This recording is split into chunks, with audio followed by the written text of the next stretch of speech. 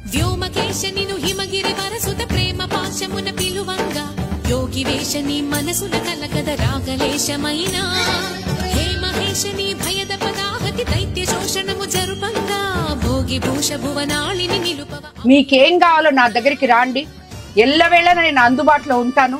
మీరొచ్చి మీ సమస్యలు చెప్పుకొని మీకేమైతే ఉన్నాయో అవన్నీ కూడా తీర్చుకోవాలని మిమ్మల్ని అందరినీ కోరుకుంటున్నాను. నమక చమకముల నాదాన యమక గమకముల యోగాన పలుకుతున్న ప్రాణాన ప్రణవనాథ ప్రథమనాథ శృతి వినరా. హర హర మహాదేవ.